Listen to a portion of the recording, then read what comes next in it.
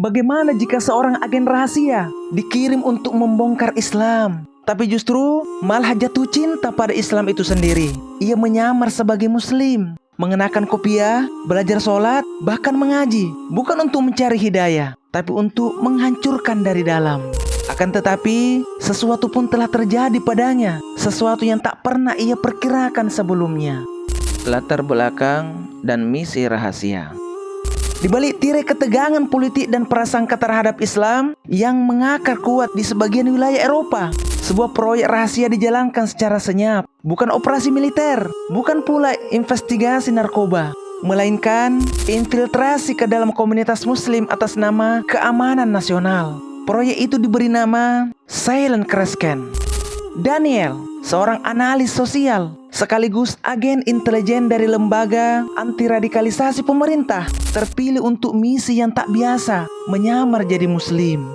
Daniel bukan seorang muslim, bahkan bisa dikatakan ia dibesarkan dalam lingkungan yang penuh stereotip terhadap Islam. Dalam pikirannya, Islam adalah agama yang kaku, keras, dan tertutup.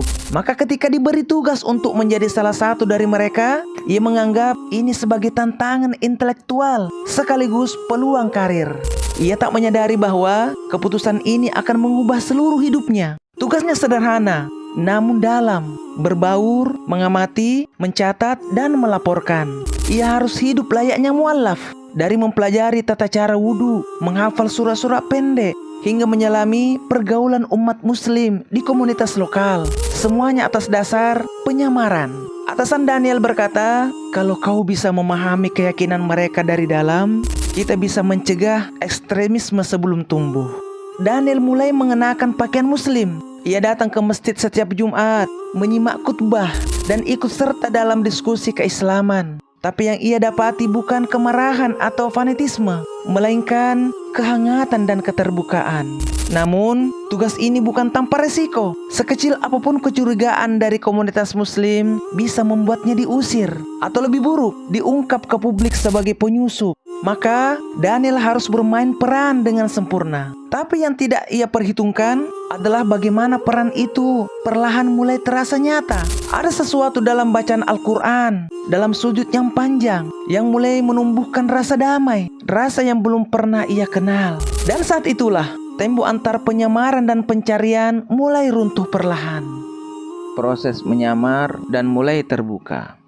Hari-hari awal penyamaran terasa kaku bagi Daniel. Ia melafalkan takbir dengan lidah yang belum terbiasa, berdiri di saf sholat tanpa benar-benar tahu maknanya. Tapi demi laporan dan karirnya, ia menjalaninya dengan serius. Ia duduk bersama para pemuda muslim, mengikuti pengajian, bahkan sesekali ikut membantu acara buka puasa dan sedekah. Semua itu hanya ia anggap bagian dari peran. Ia mencatat semuanya dengan teliti di jurnalnya. Umat Islam di komunitas ini cukup terbuka. Mereka terlalu baik, bahkan untuk seorang asing seperti saya. Namun, semakin dalam ia menyelami aktivitas komunitas itu, ada keganjilan yang mengusik hatinya.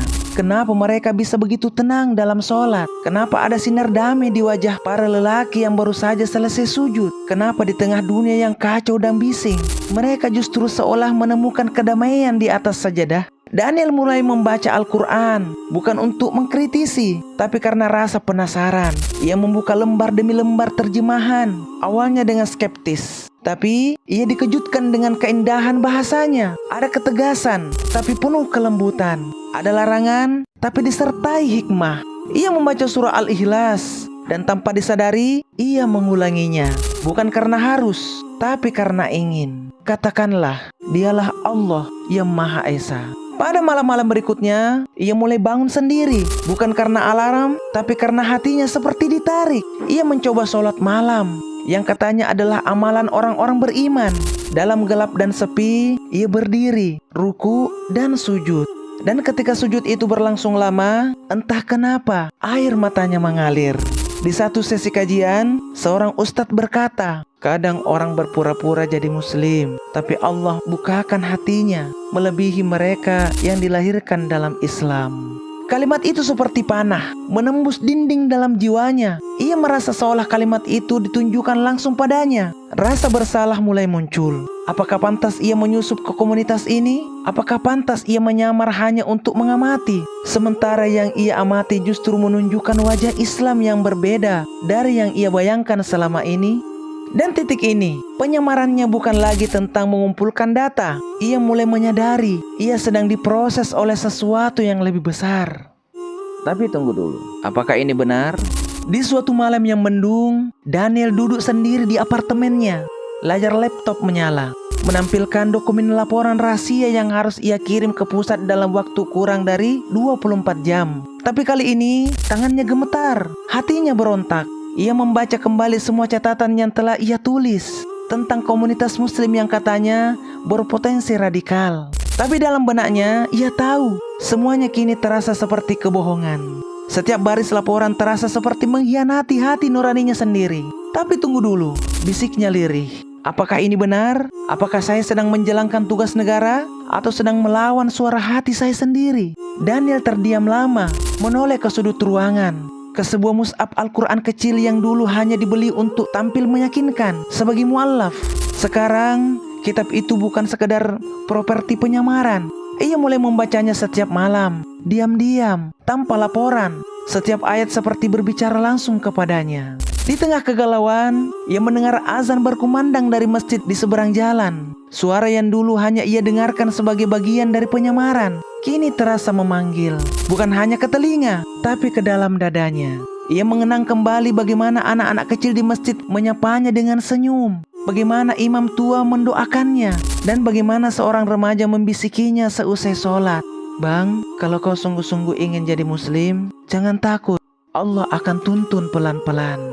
Kata-kata itu seperti retakan pertama yang menghancurkan tembok ego dalam dirinya. Ia mulai bertanya, apakah saya masih menyamar? Atau saya memang sedang dipanggil oleh sesuatu yang lebih dalam dari sekedar misi? Laporan di laptop belum juga dikirim. Tapi malam itu, sebuah keputusan besar mulai tumbuh di dalam dirinya. Kalau ia teruskan misi ini, ia mungkin akan mendapatkan promosi, reputasi, dan kehormatan dunia. Tapi kalau ia memilih sebaliknya, ia mungkin kehilangan segalanya, karir, keamanan, bahkan identitas selamanya. Lalu, apa yang akan ia pilih? Apakah Daniel akan setia pada tugasnya atau setia pada suara hatinya? Dan kalau dia benar-benar masuk Islam, apakah Allah menerima niat yang awalnya keliru? Semua pertanyaan ini menggantung di udara, dan jawabannya akan datang dalam sujud panjang yang tak ia rencanakan. Syahadat dan keputusan terbesar. Malam itu gelap dan dingin. Salju turun perlahan, membungkam suara jalan kota. Daniel berjalan pelan menuju masjid kecil yang biasa ia kunjungi. Tapi kali ini bukan sebagai penyamar, bukan sebagai pengamat, tapi sebagai pencari kebenaran yang hancur oleh pertanyaan-pertanyaannya sendiri. Ia mengenakan jaket hitam panjang, wajahnya menunduk, tak ada kamera tersembunyi, tak ada alat perekam suara, tak ada laporan, tak ada perintah. Yang tersisa hanya hati yang sesak oleh kerinduan akan ketenangan yang tak pernah ia temukan dalam hidup sebelumnya. Sesampainya di masjid, ia mengetuk pintu belakang. Imam tua yang biasa menyambut jemaah pun membukakan pintu. Tersenyum hangat seperti biasa, tapi senyum itu membuat dada Daniel semakin berat. Dengan suara bergetar, ia berkata, "Saya bukan muslim, saya bukan mualaf. Selama ini, saya hanya berpura-pura, saya menyamar." Imam itu terdiam sejenak, lalu menatap Daniel dengan penuh iba, bukan marah. "Tapi kamu datang ke sini malam ini untuk berpura-pura lagi?" Daniel menggeleng. Dengan mata berkaca-kaca, "Saya ingin yang asli. Saya ingin jadi muslim. Bukan sebagai sandiwara, tapi sebagai pilihan." Malam itu, tak ada sorotan kamera, tak ada tepuk tangan, hanya lantunan pelan. "Asyhadu an la ilaha illallah wa asyhadu anna Muhammadar Rasulullah." Air matanya jatuh bersamaan dengan takbir kecil dari imam. Tangis Daniel pecah. Ia merasa terlahir kembali. Semua tekanan, ketakutan, dan beban runtuh dalam sujud pertamanya sebagai seorang muslim sejati. Namun, namanya kini bukan lagi Daniel. Ia memilih nama baru, Harits, yang dalam bahasa Arab berarti penjaga. Sebab ia ingin menjadi penjaga kejujuran, penjaga kebenaran, dan penjaga cahaya yang baru saja ia temukan setelah hidup dalam bayang-bayang penyamaran. Beberapa hari kemudian, ia mengundurkan diri dari pekerjaannya. Ia tahu resikonya, ia tahu reaksi publik akan keras. Ia bahkan sempat mendapat tekanan dari rekan-rekan lama yang keluarganya sendiri. Tapi Haris tetap teguh. Saya lebih memilih kejujuran yang membuat saya dibenci daripada kepalsuan yang membuat saya dihormati. Keputusannya bukan akhir dari cerita. Justru itulah awal baru dari perjalanan spiritualnya yang sesungguhnya. Apa kabar Haris sekarang? Beberapa tahun telah berlalu sejak malam itu. Malam di mana Daniel mengubur identitas lamanya dan bangkit sebagai Haris, seorang muslim yang lahir bukan dari garis keturunan, tapi dari pertempuran batin yang panjang dan menyakitkan. Kini, Haris bukan lagi penyamar. Ia benar-benar hidup sebagai seorang muslim dalam akidah, akhlak, dan amalnya. Tak ada lagi catatan laporan, tak ada lagi penyusupan.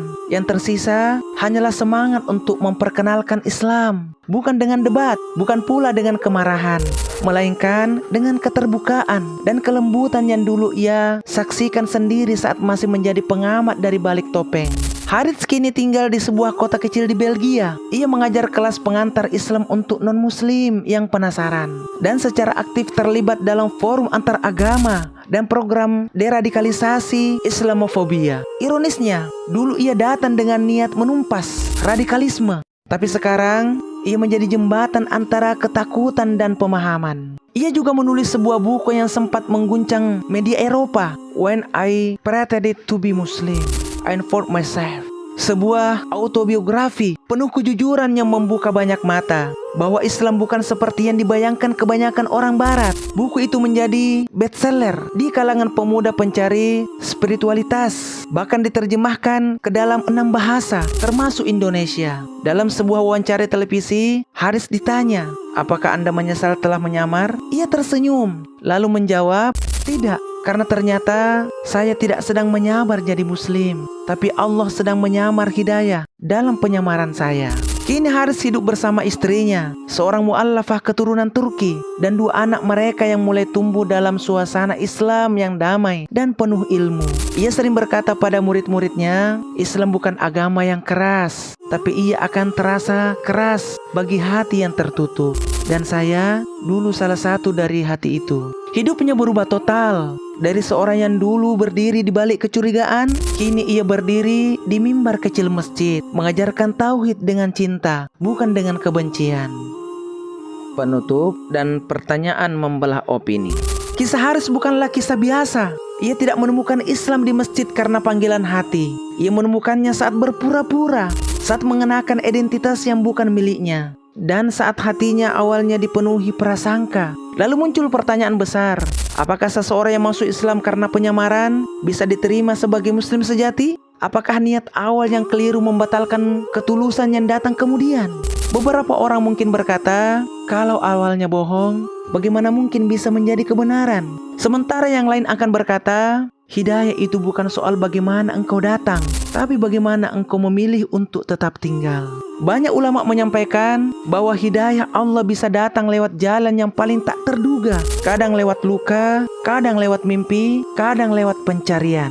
Tapi dalam kasus Haris, hidayah datang lewat sandiwara yang justru membuatnya menemukan wajah Islam yang asli.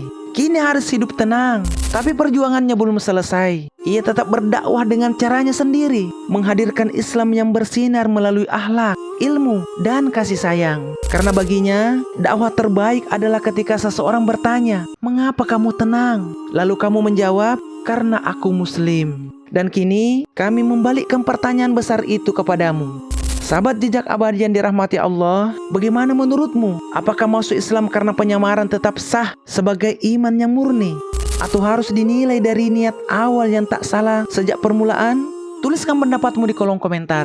Kita diskusikan dengan kepala dingin dan hati yang terbuka. Dan jika kisah ini menggugahmu, jangan lupa untuk like, share, dan subscribe channel ini, agar lebih banyak orang di luar sana bisa menemukan Islam. Bukan karena kita memaksa, tapi karena mereka merasakan sendiri keindahannya. Sampai jumpa lagi di kisah berikutnya, karena dalam setiap perjalanan mu'alaf selalu ada cahaya di balik cerita. Kami pamit dan undur diri. Wassalamualaikum warahmatullahi wabarakatuh.